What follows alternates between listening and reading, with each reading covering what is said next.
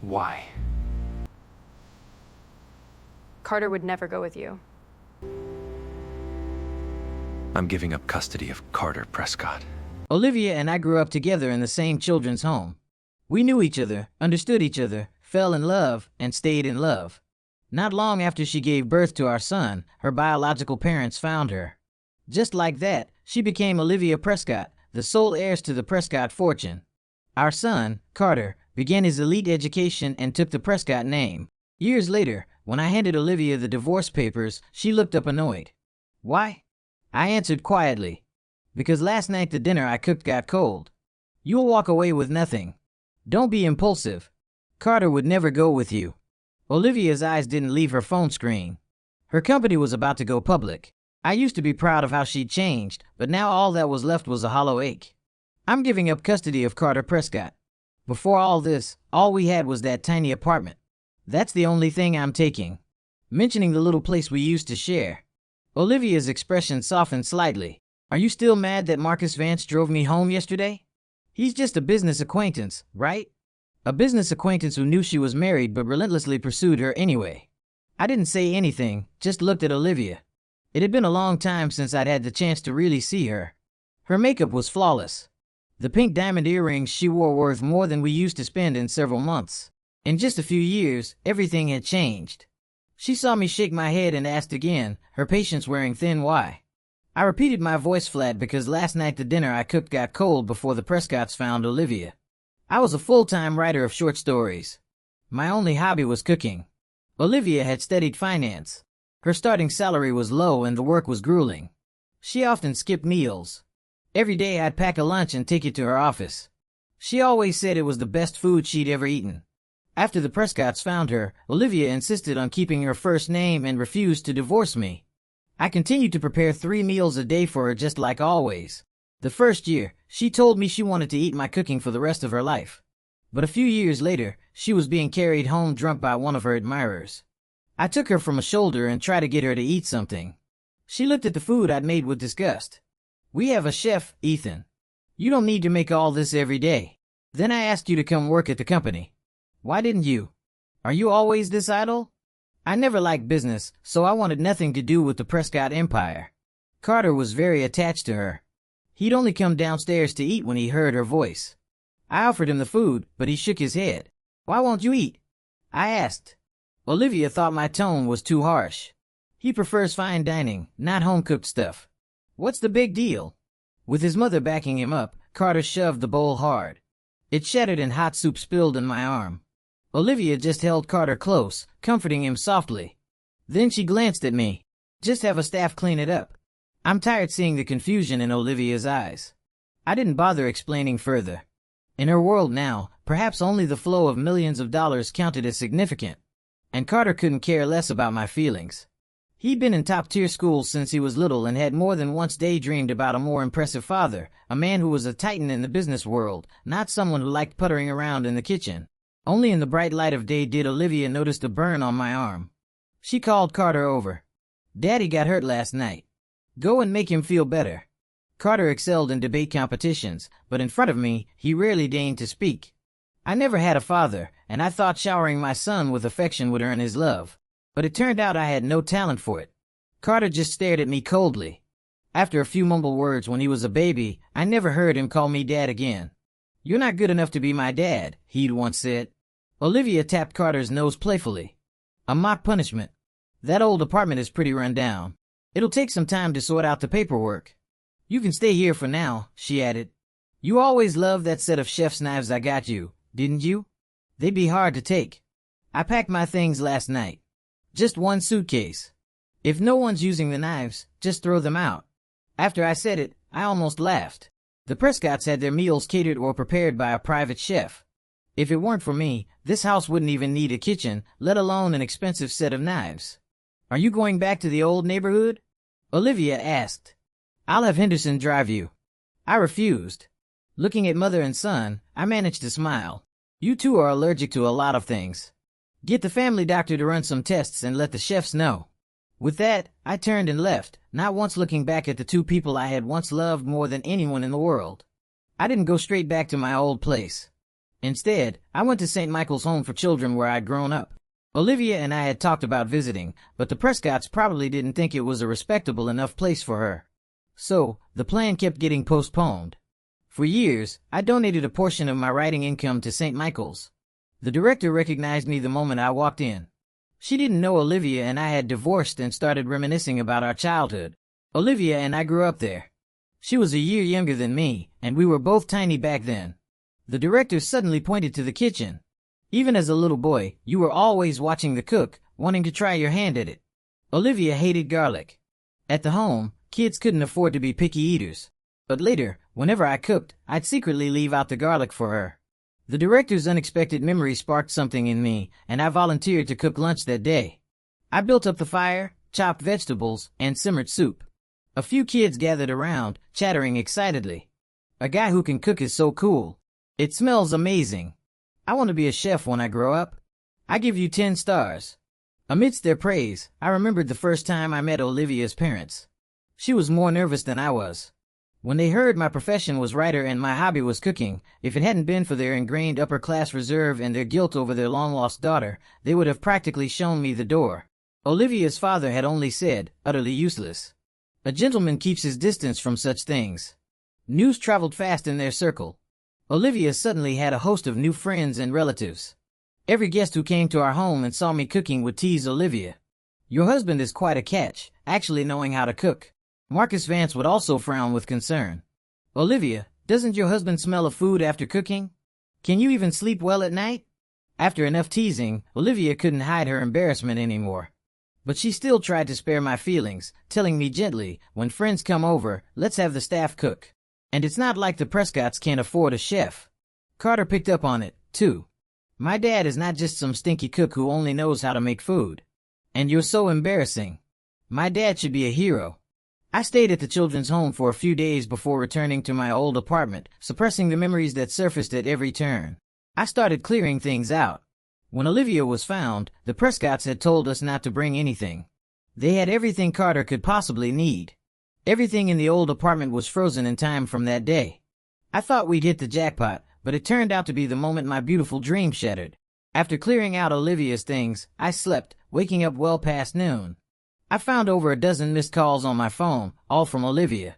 As I was scrolling through them, an unfamiliar number called, "Hello, is this Carter Prescott's father? This is Carter's homeroom teacher. He refused to eat the cafeteria lunch today, saying his father usually packs it for him." The voice paused, then continued politely. "Did you perhaps forget?" With it being the first day of school, I frowned, not understanding what Carter was up to. He attended one of the best private elementary schools in the city. The cafeteria prided itself on both taste and nutrition. Besides, he brought back the lunches I'd packed for him untouched several times. "Hello, Miss Evans. He doesn't need my cooking. I assume the family chef will handle his meals from now on," I added coolly. "And I'm no longer Carter Prescott's father. You can contact his mother directly about his affairs. Please don't bother me again." Perhaps the teacher had me on speakerphone. Carter must have been standing right there, hearing every word. I heard a startled cry from the other end. "Carter, don't run off." The teacher quickly apologized to me before hanging up. I tried to remember my own childhood. I didn't think I'd had such an unpredictable, rebellious phase, but Carter's emotions actually had always been fairly stable. His grandparents didn't want him around me and insisted on taking him every summer. Carter's attitude towards me grew progressively colder. At first, he'd ask, "Why do you always do servants' work? Don't you think you're wasting your time and talent? Why can other uncles fly airplanes while you only cook at home?" Later, he stopped talking to me altogether. I learned about his school assignments through the class parent portal. He didn't care, and the Prescott elders were happy to see Carter detached from me. I hung up and went to the mall. As I was busy comparison shopping, Olivia called. "What did you say to Carter?" "He's refusing to eat." A pause. "Can you come back? He still needs you." Then I heard a low male voice in the background. "Let's take Carter to that new steakhouse my family just opened." Olivia seemed to move away from him, her voice clearer when she spoke again. "That was just a business partner. Do you know where my allergy medication is?" The chef didn't know I'm allergic to carrots. I could hear a hint of grievance in her voice. I said to Olivia, "If you can't find something, order it on Amazon or have a staff buy it. That's faster than waiting for my call." I told you to have the doctor test you and Carter for allergens precisely to avoid this kind of situation. Olivia was silent for a moment. Can you send your recipes to the chef? Great-Grandpa Prescott really misses your cooking. Then in Carter's school projects, are you not going to help anymore? I'm usually so busy at the office. Mentioning Great-Grandpa Prescott made my heart soften. He was the only one in the Prescott family who truly supported me and genuinely loved my food, but I didn't want any more entanglement with them. You can find home-style recipes all over the internet. Olivia, the boy never really accepted me as his father, and you know it. I'm starting a new life. Please don't any of you bother me anymore. Let's just go our separate ways. I hung up before she could finish and then blocked her number. Thrown off by the interruption, I lost interest in looking at kitchenware. An inexplicable exhaustion weighed me down. I took a shower and fell back into a deep sleep. Perhaps too much had happened recently. My dreams were weird and chaotic. I dreamed I was back at the children's home in a corner hidden from the teachers, enduring silent bullying. I saw Olivia, whom I was protecting, desperately trying to fight back for me. I remember the night Carter was born. I'd never been religious, but I knelt outside the delivery room, praying to trade my own years for her safety. I woke up in the middle of the night. A heavy rain was falling outside. People always seemed to write poetry for memories. I thought of that winter night during my sophomore year of college. I was coming out of the library. Olivia ran up to me, her face flushed red against the backdrop of the fresh snow. She handed me a roasted sweet potato she'd been keeping warm in her pocket, telling me to eat it slowly. I bit into something hard. It was a small handmade ring. Olivia's eyes sparkled, brimming with an unstoppable love. Let's give each other a home, she'd said. Not a single I love you. But it was the most beautiful sentiment I'd ever heard. Later, I bought a real ring, a tiny diamond carrying all my love. I proposed to her on a day we went back to the children's home to visit the director. After that, I wrote like crazy and bought this small apartment. We lay in our own home, whispering sweet nothings, lost in each other. 4 seasons, 3 meals a day, 2 people, 1 roof. We were lovers and more than that, family. When we found out we were having a baby, we hugged each other and cried tears of joy. Olivia was under a lot of pressure. After getting pregnant, she was practically forced out of her job. I gave her all my earnings from writing so she wouldn't have to worry about money and could focus on the pregnancy. She worried about me typing too much and developing tendinitis, so she'd massage my hands every night. I swore to myself I'd work even harder to protect them for the rest of our lives. When the baby was almost due, the doctor jokingly asked, "Do you want a boy or a girl?" I wanted a girl, preferably one who looked just like Olivia. I'd give her all the love and warmth, making up for the bleak childhoods we both endured at the home. The birth of a son didn't disappoint me much. A boy would be great, too. I thought he could grow up and help me protect his mom. A month after Carter was born, Olivia told me her biological parents had found her and wanted her to come back to them. She'd been abducted as a child. The Prescotts had never had another child, dedicating their lives to finding her. I was genuinely happy for her because it meant more people in the world loved her. But this love became overwhelming. Gradually, Olivia didn't need me by her side anymore. She had to take over the Prescott family business, which meant unavoidable attendance at various galas and frequent networking with business tycoons. She stopped liking her light citrus perfume and switched to something more expensive and sophisticated. Marcus Vance appeared when Carter was 4. The Vance and Prescott families became very close due to business dealings. They often had to attend events together. I once brought this up with Olivia because I noticed we were spending very little time with Carter as a couple. She dismissed it. Carter isn't like other children. He understands. When I pressed further, Olivia accused me of overthinking, of not being considerate. Business dealings are unavoidable. Don't be so insecure and read too much into it. That phrase insecure and read too much into it left me speechless. I once wrote a short story where the male protagonist casually let his secretary accompany him everywhere. Olivia had cupped my face and planted a deep kiss on my forehead full of her warmth and her pure passionate love. "If you ever act like that jerk," she'd said, "and let someone else get that close, you're sleeping on the couch." I grinned and promised to obey. The rain outside gradually lessened. Dawn was breaking. I returned to the life I'd led 3 years ago, writing, working out, and continuing to hone my cooking skills. One day, while I was in the shower, someone knocked on the door. I wrapped a towel around myself and opened it to a stranger. "Mr. Miller, hello. I'm a chef responsible for Miss Prescott's and young Mr. Carter's meals." My first instinct was to shut the door, but he quickly stuck his foot in the way. "Sir, I've come to learn from you." Miss Prescott and Mr. Carter haven't been eating well. They both lost a lot of weight. And the old Mr. Prescott, he's very ill and wants to taste your cooking again. I took a deep breath and wiped my wet hair. You don't need to call me, sir. I'm not your employer. And guilt-tripping me won't work. If you harass me again, I'm calling the police. He sheepishly pulled his foot back and went downstairs. Just as he left, an unfamiliar number called. Ethan, your son is fussing, demanding your fried rice. It was Olivia. It's a good thing you put up those bumper guards on the stairs. Carter was running around and hit the corner and his reading tutor. How did you get him to listen? None of the tutors can manage him. And great-grandpa, he's sick. He misses you terribly. I once swore I would never let Olivia have the chance to sound so desperate with me. But hearing that pleading tone in her voice, all I felt was endless annoyance and disappointment. For years, I had prepared 3 meals a day for them. I ignored the whispers and stares, never believing that housework was a burden only women or staff should bear. I only knew that love was about thorough care regardless of gender. I'd track Olivia's menstrual cycle, prepare warm broths for her beforehand, and text her to have pain relievers ready. When Carter had his seasonal fevers, I'd make him medicinal soups and rush to his school to give instructions. During all this, Olivia would be too busy in meetings to reply to my messages. Carter would complain to his grandparents that I embarrassed him by coming to school and saying he was sick. The delicious food I made for great-grandpa Prescott would be dismissed by others as my scheme to curry favor with the Prescotts. When passion is extinguished by time, only exhaustion and indifference remain. Olivia, we grew up together. You should know what kind of person I am. We're adults now. We should understand what it's over means. I don't get why you and Carter are suddenly acting like this. Is it just that you're not used to the change? Have some dignity, some self-respect. Set an example for your son. Don't bother me anymore and don't make me lose respect for you. Silence on the other end. I had no patience left and hung up. The Prescotts continued to bother me intermittently. I was tired of these pointless overtures. It wasn't that I was very important, but rather that they occasionally found me very necessary. No one is indispensable. The world keeps turning.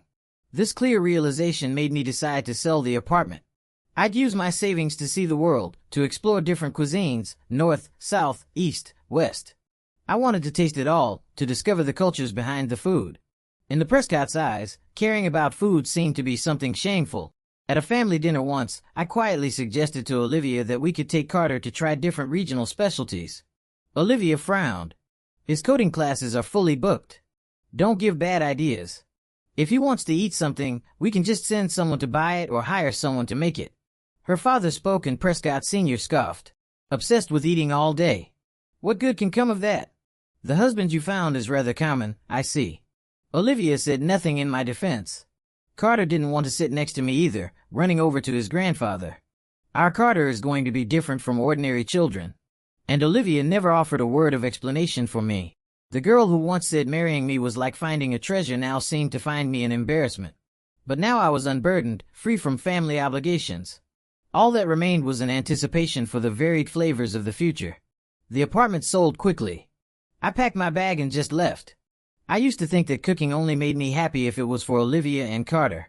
After everything, I realized I simply love cooking. Love the anticipation of a dish coming together. Seasoning, tossing the wok, stir-frying, every step was an act of warming up to life. I also started a food channel on YouTube, attracting a large following with my cooking skills and admittedly my looks. My first stop was New Orleans. This city, awakened by the aroma of gumbo, moves at a fast pace, but is always willing to pause for its incredible food, letting out satisfied sighs. I wandered the city until late at night and found a little hole in the wall joint. The owner was incredibly friendly, a towel around his neck, sweat beading on his forehead despite the cool evening. He asked if I could handle spicy. I nodded. Yes, I like spicy. The moment the spicy sausage pasta hit my tongue, I knew this level of heat was beyond me. I coughed uncontrollably, tears welling. A few locals at the next table handed me a bowl of something creamy. I took it and swallowed down the spicy tears along with the bisque. It felt like my whole soul was being steeped in a hot spring, utterly revitalized. Later, I traveled while live streaming my culinary adventures. My subscriber count kept rising. Eventually, I made my way to Montana. The people there were very interested in my story, and I cooked them some of the dishes I'd learned on my travels. I became so popular that I was invited to participate in a local summer festival and rodeo. The vast prairie set the stage, colorful banners fluttering in the wind. People from all over sang unfamiliar songs together and danced different styles. Finally, as the bonfire blazed, food became the main event. I felt a profound connection between food and the land, learning local dances from the ranchers. At the feast, lights twinkled from the distant mountains, dotting the night sky. Tears fell from my eyes, unnoticed by anyone. I had once fantasized about coming to a new place with Olivia, seeing different landscapes. But now I realized I could do it alone. No restrictive expectations, no time limits, just boundless freedom. I lay down on the prairie with the locals, feeling the wind brush through my hair like a lover's clumsy kiss on my brow, smoothing away all loneliness. The world was wide and full of possibilities. A few years passed. My food journey reached a natural pause and I returned to St. Michael's home.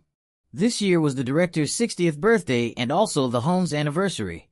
So, a charity fundraiser was planned. I not only took on the role of head chef, but also helped organize the fundraising event. The children here adored me and they especially loved my cooking. While playing nearby, they found an injured puppy. The director initially didn't want to keep it, but I stepped in saying I would take care of it and that it could also teach the children about compassion. The director sighed, shaking her head. "You just spoil them."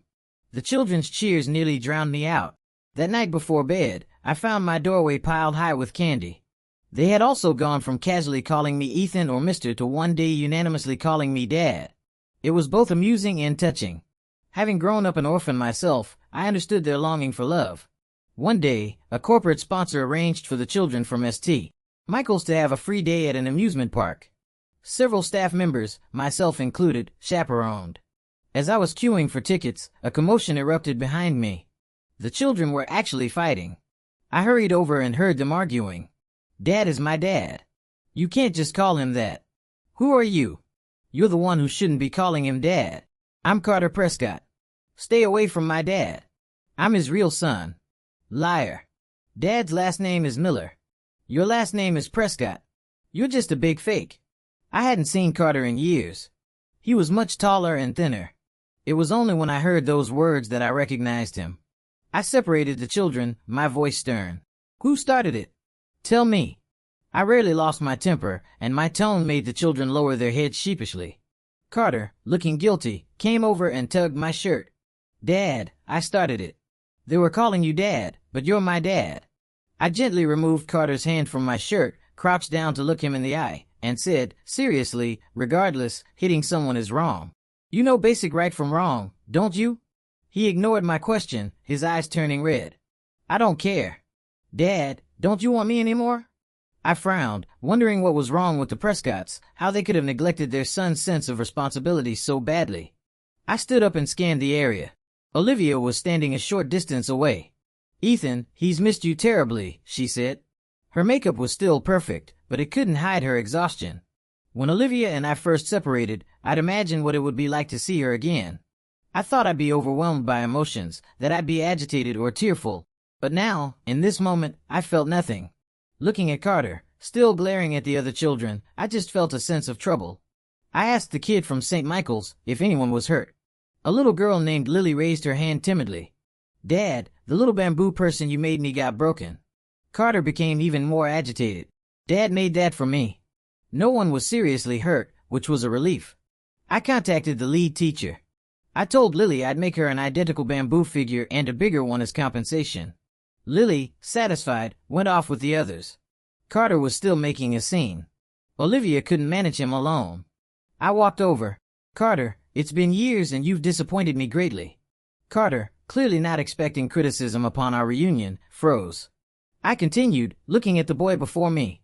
"You were wrong to hit someone and even more wrong to break someone else's toy and refuse to apologize. Most importantly, you lied. You threw away that bamboo figure. Don't you remember?" The bamboo figure was a toy the director had taught me to make. I made one for Carter, too. One morning, I found it in the trash can. The housekeeper told me Carter had said it was unwanted junk that needed to be cleared out. Yes, I'd forgotten back then. He could have any new toy on the market he wanted. A flicker of guilt crossed Carter's face. His voice trembled. "Dad, I was wrong. This child for whom I once held such boundless hope, whom I prayed would grow up healthy and strong, a man who could protect his mother alongside me. The child for whom I'd stayed up all night when he was sick and Olivia was busy. Now he weighed less in my heart than any child at St. Michael's. Perhaps he understood the coldness in my eyes. He backed away, retreating behind Olivia. I returned to St. Michael's to prepare dinner for the children. Olivia and Carter actually showed up at the dining table. I didn't prepare dinner for you. You'll have to sort yourselves out. Olivia looked hurt. Is it so difficult to add 2 more bowls and pairs of chopsticks? I replied, St. Michael's budget is tight. You know that, don't you? Olivia fell silent, rebuffed. Carter stared intently at the other children's plates. The director, guessing what had happened over the years and sensing the tension, quietly called me aside. She told me that the children's recent outings and activities had all been sponsored by the Prescott family. The smiles on those children's faces for the past few days were indeed worth me cooking a meal for them. Considering that mother and son were allergic to many things, I simply boiled some egg noodles for them. Carter ate quickly, finishing his bowl in a few bites. Olivia, however, just stared at her noodles, not touching them. Carter looked wistfully at her bowl. Mom, if you're not eating that, can I have it? He asked twice before Olivia reacted, clutching her bowl tightly. No, this one's not for you. This bowl is Mommy's. No one can take it.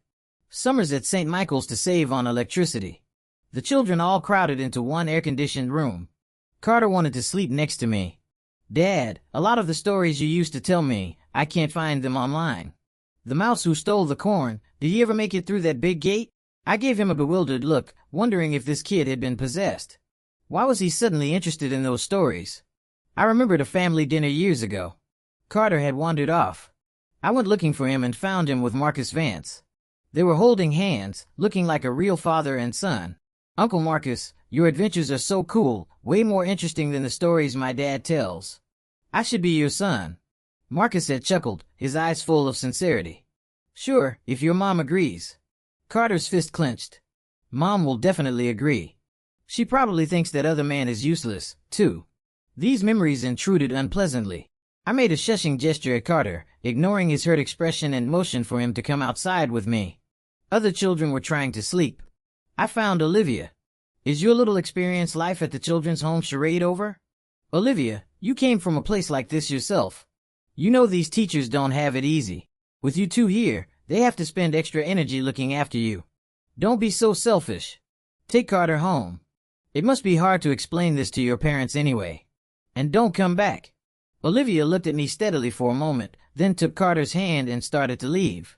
Carter clung to my leg, yanking free from Olivia, who stumbled and fell. He rushed to help her up, then burst into heart-wrenching sobs. Dad, do you really not want us anymore?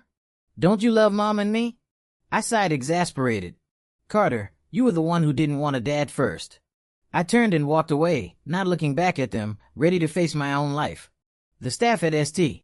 Michael's knew I loved cooking and secretly entered me into the Master Kitchen Showdown competition. When I found out, I thought it was hilarious, but I also wanted to participate to see how much my skills had improved over the years.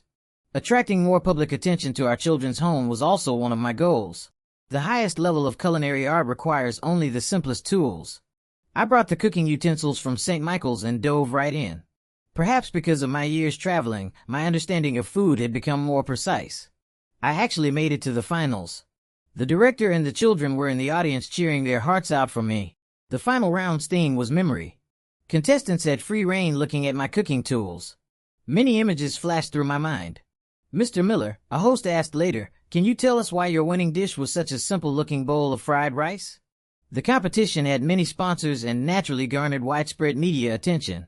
Facing the countless spotlights, I answered, the children at the home don't have much, but they all love fried rice. I believe many people feel the same way. Glancing around, I saw Olivia and Carter in the audience. I continued, looking straight ahead. The first time you tasted fried rice, the person who made it for you must have been very special, someone worth remembering. After the interview, I was surrounded by the children all chattering and calling me Dad the hero. I smiled, walking out of the venue amidst their cheers. A reporter captured that moment. It became the next day's top trending story. My dad the kitchen king.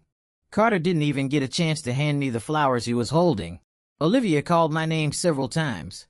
I just flashed her my medal, turned, and walked away with a flourish. After all that, I found myself back at the Prescott family estate. Great-Grandpa Prescott was gravely ill and craved a bowl of my simple dumpling soup. Although I wanted nothing more to do with the Prescotts, in the face of life and death, other things seemed trivial. Mr. and Mrs. Prescott Sr. sat opposite me looking somewhat awkward. Ethan, thank you for coming for Great-Grandpa. Great-Grandpa Prescott had also loved to cook and had defended me in public many times. If his health hadn't failed him, he would have wanted to cook himself. I didn't pay much attention to Olivia's parents and went to Great-Grandpa's room. His eyes were cloudy, but he recognized me immediately.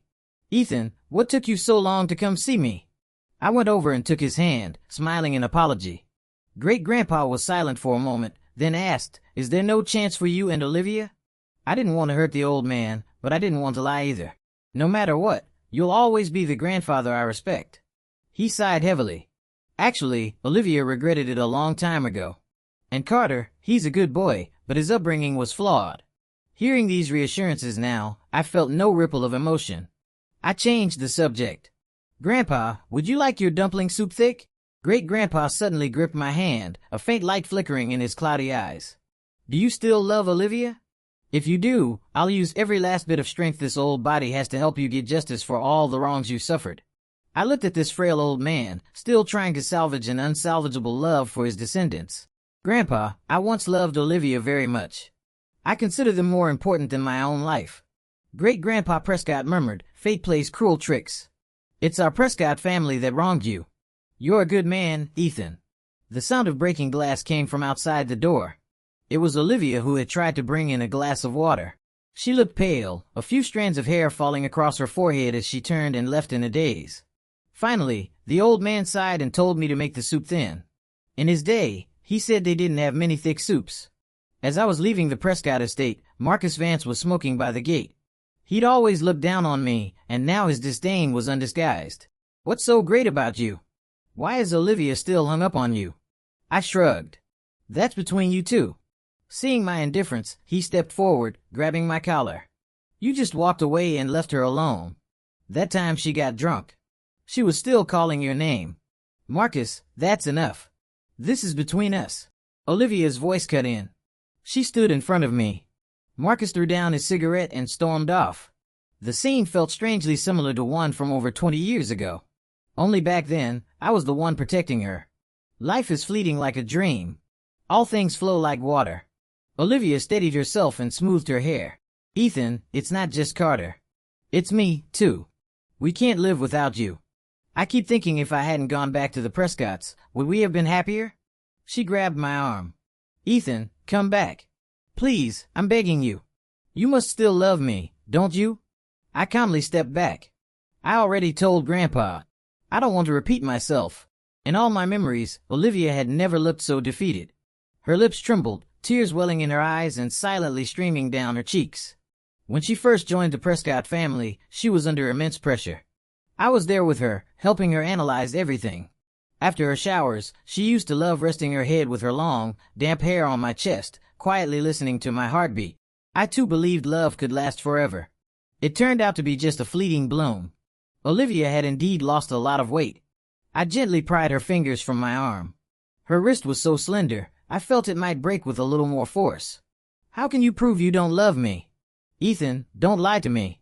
I didn't think it was money that had corroded our love.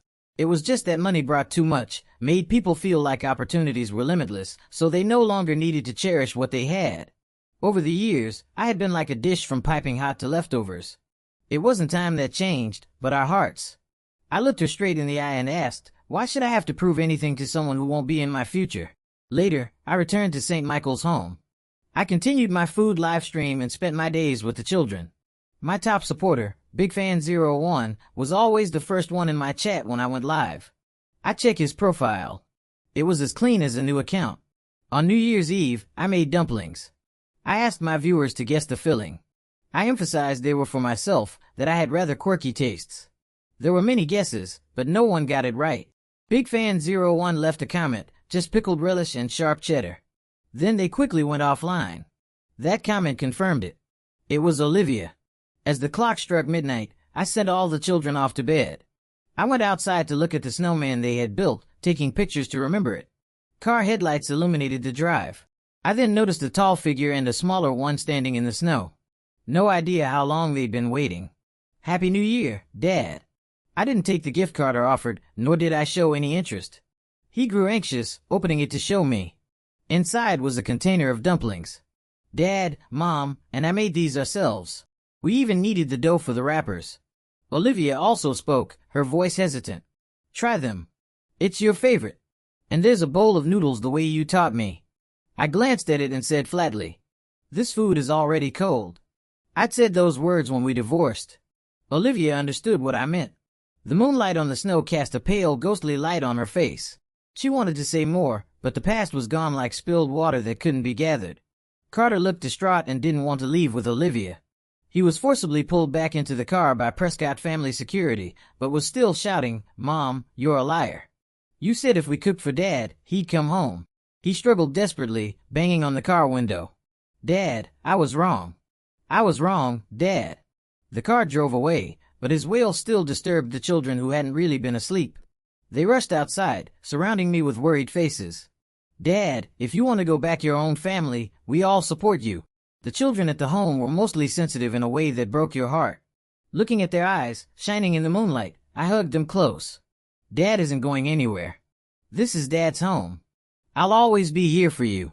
In the distance, brilliant fireworks lit up the night sky, scattering blessings everywhere. Families sitting together, warm lights, the simple rhythm of 3 meals a day through all seasons. I would no longer grieve for lost springs or autumns. My life had no regrets. Carter's story. The thing I regret most is saying those words to my father's face. You're not good enough to be my dad. After I said it, his eyes were calm without even a flicker of disappointment.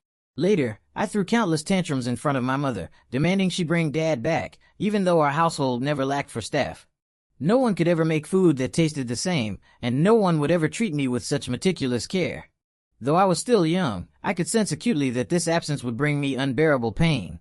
After that New Year's Eve, I stopped pestering my mother to find Father. I knew that, like me, she had been permanently shut out by him. I ran to my grandparents, demanding to change my last name back to Miller to share my father's name. My grandparents, however, thought Father had put me up to it and wanted to cause trouble for him.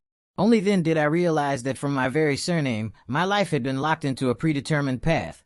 I started to study desperately to grow up as fast as I could, longing for the day I could be independent and find Father again, to prove I was no longer that ignorant child.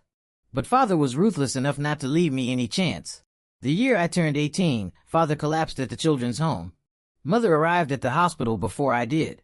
I held her and noticed how much more gray her hair had become. If not for me to lean on, Mother would have likely crumpled to the floor, completely drained of strength. The doctor came out and shook his head at us. In that moment, I clearly understood. Mother and I would have to numb our pain with memories for the rest of our lives. Mother's face was ashen. The confident air of the CEO of a publicly traded company was gone. Her back was stooped and she asked almost in a whisper, what happened so suddenly? He was still so young. The doctor removed his mask inside. Did the patient suffer a head injury in his early years? A hematoma causing pressure only manifesting now. Mother's whole body began to tremble violently and she nearly fainted. She was unconscious for 3 whole days. When she woke, her hair had turned completely white. Only later did I find out that years ago during a stormy season, Father had been in a car accident on his way to the hospital to bring Mother food. His head was cut open. To save a little more money to ensure Mother had nutritious food and could recover well and also to avoid worrying her. He had only gotten the wound hastily treated. That injury years later became the bullet that struck Mother and me in the heart. Mother's mental state deteriorated rapidly and she retired from managing the company early. I asked her where Father's ashes were kept. She said they should be buried with the old director on the hill behind the children's home. That was Father's true home. Marcus Vance, after being rejected by Mother countless times, chose to go abroad to expand his business empire. I took over the company from Mother and only then did I have the freedom to truly understand Father. Father never knew that after that Master Kitchen showdown, Mother bought the bowl of fried rice he made and took it home. After his divorce from Mother, he never lacked for admirers, but he never remarried. I think he truly gave all his love to Mother and me. And because we didn't cherish it, he was unwilling to try loving again.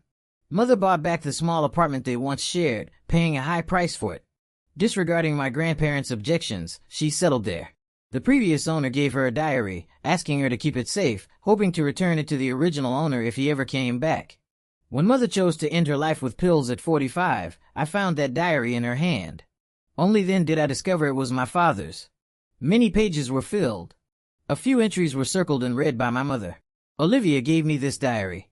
I'll treasure it. Olivia confessed her feelings for me today. Said she'd give me a home. I'm not alone anymore. Olivia's pregnant. I'm going to be a dad. Got to write more stories. Give her and the baby a better future. The Prescott estate is huge, but my love for Olivia is bigger than the universe. Olivia and Carter don't need me anymore. I've decided to leave. The diary entries stopped abruptly there. Below the last one, my mother had written a single line. Ethan, I'm sorry. I'm coming to find you. And from that day on, my life had no path home.